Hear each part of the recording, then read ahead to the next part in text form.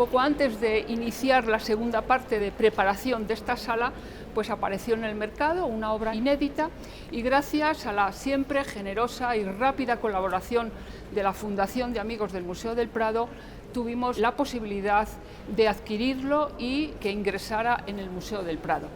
Y además es una obra de Juanes realmente importante por muchas cosas.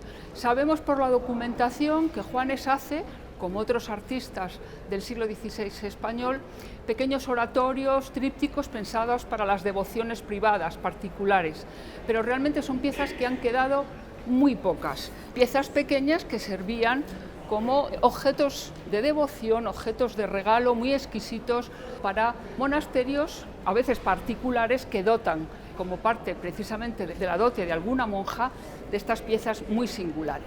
Y de hecho, una de las cosas que se lamentan siempre de la larga e importante producción de Juan de Juanes es que en muy pocos casos hemos podido mantener lo que es la mazonería, el retablo, la estructura arquitectónica completa.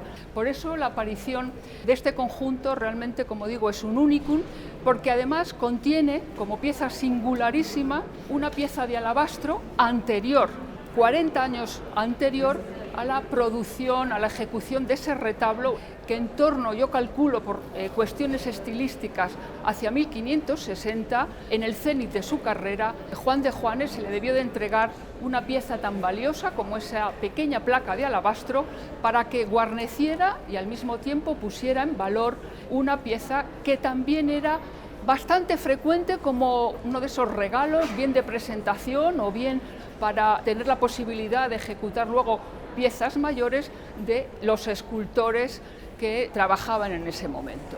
Realmente era una pieza, como digo, muy cuidada y sabemos durante su restauración cómo todavía presenta algunos realces dorados. Es muy característica el tipo de labra del alabastro, de la forma de trabajar de Damián Forment, la forma de establecer los distintos planos, la perspectiva, es decir, un plano principal, en este caso con una finísima anatomía de San Jerónimo, con un fuerte bulto redondo, realmente muy llamativo, y luego cómo enseguida produce esa sensación de perspectiva a través de una talla muy conseguida de los planos siguientes. Y además ese gusto también muy de Forment por acudir a pequeños detalles de carácter naturalista. Ven que nos pone en la lejanía, sobre el peñasco, la roca, un eremitorio y a partir de ahí un par de eremitas que están a la puerta del eremitorio. Hay que recordar que San Jerónimo, con su retiro espiritual en el desierto, es uno de los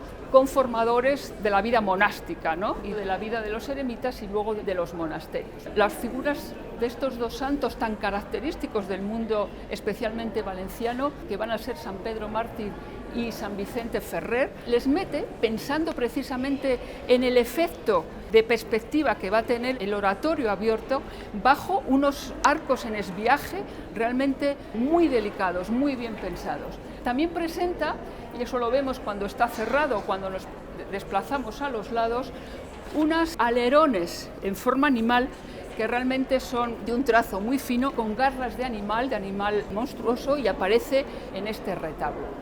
Esa policromía del paisaje ya sabemos que se debe a la intervención de Juan de Juanes. Es la misma con esas lejanías en azules que aparecen en los dos santos, es muy característico del maestro, y lo que hace Juanes es tratar de unificar de forma coherente una pieza anterior importante a la que da, como digo, este realce y esta protección, pero al mismo tiempo unifica a través de la inclusión de su propia policromía.